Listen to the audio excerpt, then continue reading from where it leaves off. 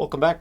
So the other day I did a video on the Winnipeg Jets, and I did that after Hellebuyck and Scheifele signed long-term extensions. Well, I had wanted to do a video on the Winnipeg Jets, and I was thinking it over today, and I thought, no, I should still do that video.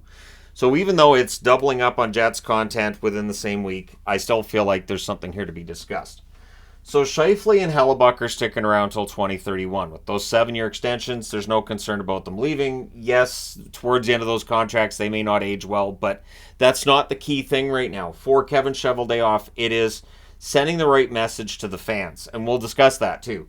So Scheifele's played 723 games in Winnipeg, and he has 645 points. There's a very good chance that he ends up with over 1,000 points and being the first Winnipeg Jet over 1,000 points since the team returned. The original Jets, of course, moving to Arizona and taking all the records with them.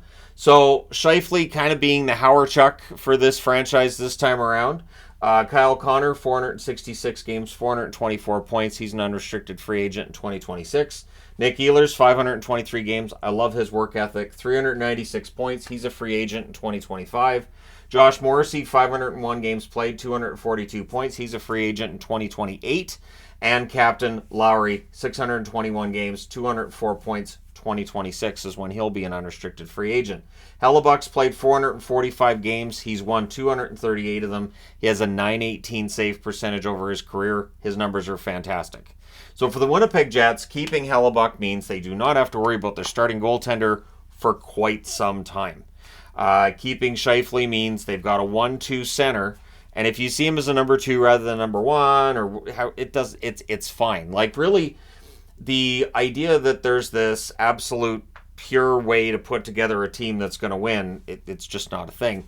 And so the Winnipeg Jets are keeping this core and trying to add to it. So some prospects of note. Perfetti's not on the board because he's not really a prospect at this point. He's an NHLer. But Colby Barlow is the one that stands out to me as the one with a lot of potential. Seen as a future power forward in the NHL, and I'm really excited to see what he does with Winnipeg when he gets up there. Chaz Lucius, does he end up being the Jets' answer up front too? This is a team that was 21st in goals for last season and 7th in goals against. So once one of these forwards, whether it's Rutger McGroarty, maybe Brad Lambert hits his stride. We know the talent is there with Lambert. That's why people get excited about Brad Lambert. But they do need a little bit more from the goal scoring. But also, if Ehlers is fully healthy, if they can avoid some of those downbeats they had last year, they're going to score their share of goals. So when we look at this team over the last 6 seasons, 2017-2018, they go 52-20-10, 114 points. Ridiculously good season. They were second overall in the standings behind Nashville, who were also in their division, of course, and then they lost in the conference final against Vegas. That was the series that it felt like they were right up there with Vegas. In that first game, they were playing pretty well, and then Vegas just took over the series. 2018-2019, they go 47-30-5, 99 points. They lost the first round against St. Louis, and they did so in a series where a home team didn't win a game until the clinching game for St. Louis at home in Game 6. One issue Winnipeg has had is, for all the talk about the whiteout and what the whiteout is, they don't win. They don't win at home with that whiteout. So I've always thought, it doesn't seem like it's good luck for Winnipeg, but that's a whole other discussion for a whole other time. So 2019-2020, obviously, we had the pause that shortened the season. They were 37-28-6 at the time of the pause for 80 points. Played in the qualifying round against Calgary and lost there. Calgary basically bullied them out of the playoffs.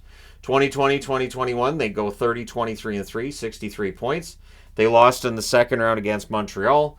2021-2022, they go 39-32-11, 89 points, and miss the playoffs. This past season, 46-33-3 for 95 points, and they lost in the first round against Vegas. And again, it looked like early on they might be able to challenge Vegas, but then Vegas just pushes them aside. So that's twice they've lost to Vegas, and Vegas goes to the final in the one occasion and wins the Stanley Cup in the other. 2019, they lost to the eventual Stanley Cup champion. 2021, they lost to Montreal and went all the way to the final. 2020, they lost to Calgary, who then lost in the first round after that. But basically, it's good teams that knock out Winnipeg. And so the question then becomes one of, so is this a team that's just going to be, toiling in mediocrity? And it gets tough because now you've got to sell the fans on, what the future is going to look like. So that being said, I want to go through the no one wants to play here part of things, because that's obviously a conversation piece that gets thrown out there a lot. So I wanted to go through 5 kind of highly thought of, well remembered, I would think, members of the team who've exited. Starting off with Evander Kane. So Evander Kane comes from Atlanta. He was part of the Atlanta Thrashers, comes to Winnipeg in the move. He ended up being traded to Buffalo, and there was some ugliness during his time in Winnipeg. But then in Buffalo, it was much the same. In San Jose, there was all the drama in San Jose, and he ends up in Edmonton. Now in Edmonton, Kane's really done quite well. And over the last year, we haven't heard anything controversial that I can remember about Evander Kane. However, I don't think anybody can look at that situation in Winnipeg and say, well, that was on Winnipeg, and it was because they were a small market, and Kane didn't. No, it's just, it was the best idea was to move him off to Buffalo. Jacob Trouba had to call it a public spat would be one thing, because I don't remember him saying anything publicly, but it was quite obvious that they were headed for a divorce. And it started when he was a restricted free agent, and he wanted an amount of money that Winnipeg thought was ludicrous. He ends up getting that amount of money from the New York Rangers. If Winnipeg signed him to that contract, they would have a hard time keeping this roster together as is. Maybe you end up losing Morrissey if you keep Trouba, just because it makes for a very expensive blue line. And so Trouba ends up being traded to the New York Rangers. I like Pionk. I don't think Pionk is Trouba, but I do think that move worked out pretty well for Winnipeg, and I think Trouba's over the moon to be with the New York Rangers. But again, that was a situation that wasn't Trouba saying, I don't want to be with the Jets. It was he felt slighted. At least it felt like he felt slighted by the organization more than anything else. Patrick Laine. So there was rumors with Laine, it felt like all the time that he was unhappy. And there were comments when he was going through slumps about, well, you have to put him with scoring wingers. And I know I did plenty of videos on the channel about Laine, and when he was really good, he was really good, and when he was invisible, he was really invisible. He ends up being traded to Columbus. Now, I don't know if this was a mistake trading for Dubois, but obviously when you're trading for a player who's disgruntled in Columbus and he's going to Winnipeg, obviously if it's a concern about market size or publicity, or Crow's got opinions about it, but Dubois, you could kind of see this coming. That while Dubois said all the right things when he got to Winnipeg, you could kind of see it coming that Dubois may very well not want to stay in Winnipeg either. So the rumors were out there he wanted to go to Montreal. It doesn't end up in Montreal. He gets traded to LA, where he immediately signs a long-term extension. And I don't see any reason why Dubois wouldn't be happy in LA. You get all kinds of attention. He's got all kinds of money now. And so, yeah, LA is probably a good market for Dubois. And I think the Jets did well in that trade. I think Velarde was a good pickup. I think Iafallo's a solid top 9 forward, and Kupari's got some potential as well. So I think they did well. Now, of course, obviously this summer, too, they buy out Blake Wheeler. After the playoffs were done, Rick Bowness comes out, rips them a new one, and there was a lot of talk about a split locker room in Winnipeg, and Bowness coming in for a year. They take the captaincy away from Wheeler, and obviously with Scheifele sticking around, Hellebuck sticking around, it feels like all of that, if there was something tumultuous going on in the locker room, and again, it's hearsay, but there's a lot of it out there. So, yeah, Wheeler being gone may very well help. Maybe the Jets are a better team this year because that distraction is gone for them. So with the cap rising and expected revenue for the NHL being at $6.2 billion, the Jets are in a good spot. Laurent Brossoit returns to the team after winning a cup in Vegas, which also involved him knocking out the Winnipeg Jets in the first round. Had to be a little awkward. But Brossoit returning is an important part of the story. I talk about this with Arizona as well, oddly enough, where the former Jets are. But players like playing in Arizona, and players seem to like playing in Winnipeg as well. Locations that maybe as fans we look at and go, why would they want to? Then they do. And maybe their families are happy. And there may be certain reasons why they're happy in those organizations. But the Coyotes and the Jets have been able to attract players to come back. And I think that says a lot about the Winnipeg Jets as an organization. Of the players on this board here who wanted out, obviously none of them would come back necessarily. But I also don't hear a lot of really nasty conversations from players about, man, I got to tell you about this horrible time in Winnipeg. Which, obviously, in this day and age, those storylines are out there. Now, it's not all wonderful and roses when it comes to Winnipeg as where the franchise is at. So, Canada Life Centre has a capacity of 15,321. At the time that they got the team from Atlanta, there were some concerns raised. Now, I remember Don Cherry coming out and saying, hey, if they don't have 18,000 people, it doesn't matter. The other 3,000 are just the nosebleed seats. That doesn't make a difference. The expensive seats are still there. And that's true, but they can't get to that 18,000. They're not going to have some of the cheaper seats that other organizations have to offer. And this past season, their average fan attendance was 14,045. They were not filling that building. This is a building that was full every single night for a decade. And then 2020 rolls around, and with economic situations being as they are, people can't afford to go to the games. Plus, fans were kind of not happy with the team's effort down the stretch. So really important games down the stretch for the Winnipeg Jets. We did not see a sellout in Winnipeg. And that's alarming because they are a small market team. They are in a small building. And when that building's not full, that means the team is likely losing money, right? So they were only ahead of San Jose and Arizona in attendance. We've heard about Arizona's attendance and Mullet Arena and all of that. And of course, San Jose, that building just so empty. And having those lights that flash on the seats just show us how empty the building is. Don't do that.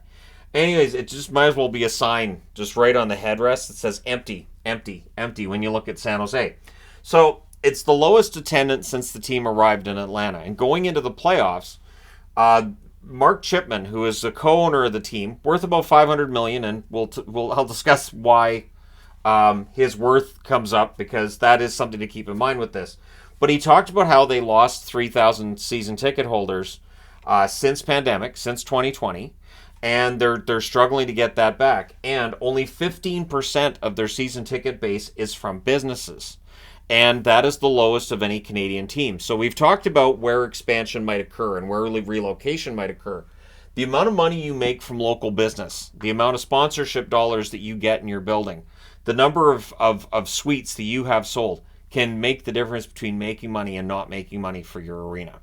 And so for the Winnipeg Jets not to be getting that support, and they came out with a video before the playoffs that almost made it sound like it'd be a shame if we lost the team again. So come on, community, come out and help. Now, I don't think that video is up anymore. I saw it's made private, so it's the one video I saw on this, it's now private.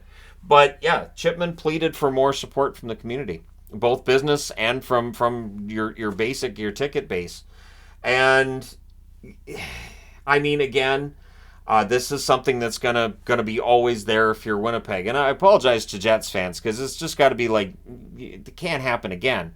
But because it's a small market, because there is that fine line between making money and not making money, that's always going to be part of the conversation. It shouldn't be. I say it shouldn't be because Chipman, who's worth $500 million, is a co-owner with David Thompson. David Thompson is apparently the richest man in Canada.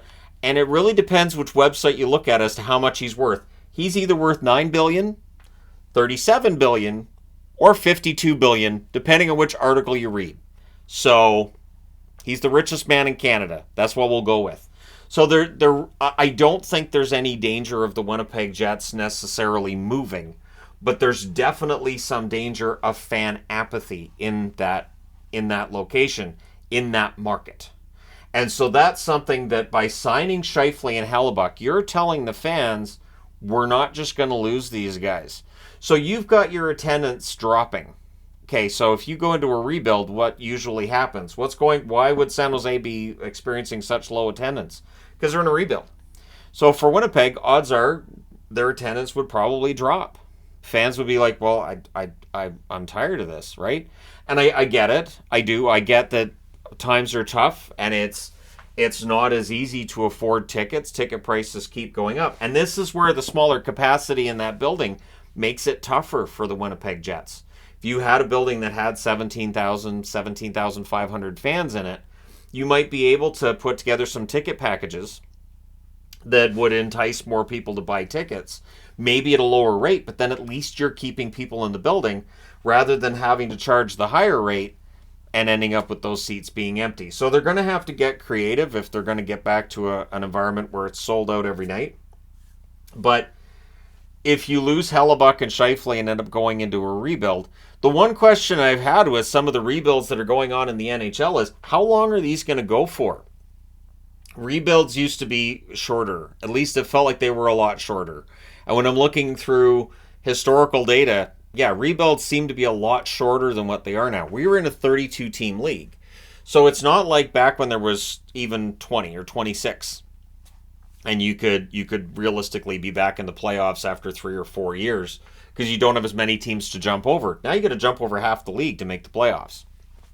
So we then decide that teams are mediocre that don't end up in the conference final, which is weird because that means that only 8 out of 32 teams are good, which I disagree with completely. I think there's good teams that miss the playoffs now, and I'm glad for it. But it does present challenges. The Winnipeg Jets have to stay in the playoff hunt. If you're Kevin Cheveldayoff, you have to as well. One thing for these contracts was that Kevin Cheveldayoff, it's very likely that since he's been the general manager the whole time, if this falls apart, his job may be gone too. David Thompson might be calling him and saying, look, we lost this amount of money and now you're going into a rebuild.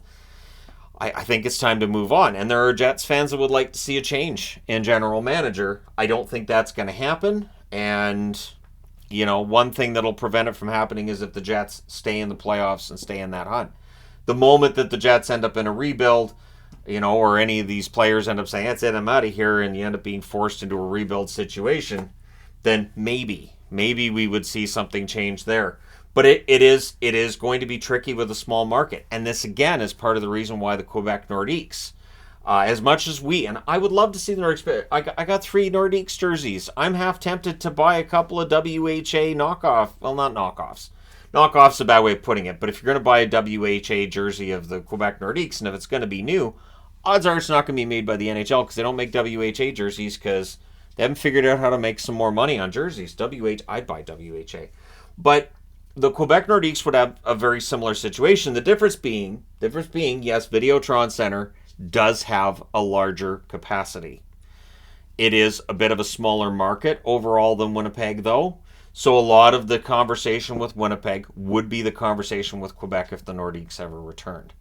The trick for Winnipeg is simple. Yeah, maybe they don't attract big-name free agents. They haven't needed big-name free agents.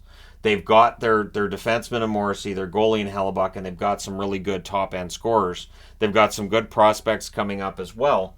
And so they haven't needed to go out and get that big-name free agent. And if they want one next summer, they may very well be able to afford that free agent because they've got a lot of cap space for next year at this point in time.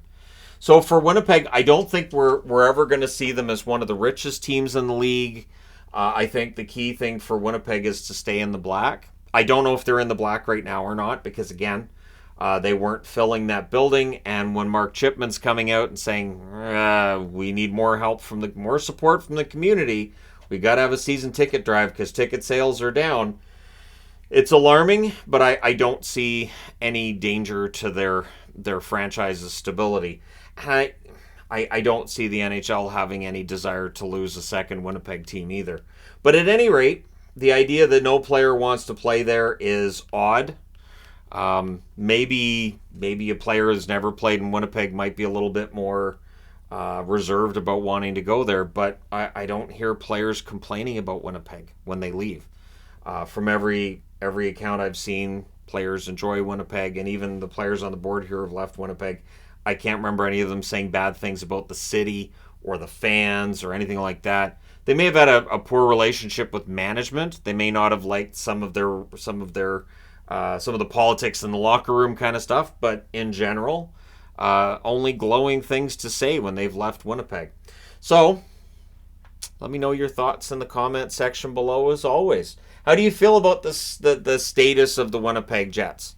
And again, if mediocrity is, being a team good enough to make the playoffs, that's still some pretty good mediocrity coming from a Canuck fan that has seen them in the playoffs once since 2015. So, again, hearing that called mediocrity, I'm like, I can show you mediocrity. And there are fans in Buffalo who would say, we would love that mediocrity. So, that's the cursed 1970 expansion. Whole other discussion. Let me know your thoughts in the comment section below as always. Don't forget to hit like and subscribe if you're browsing your way through. You just happened upon this video. Thank you guys so much for watching, for all your support. I will talk to you again soon.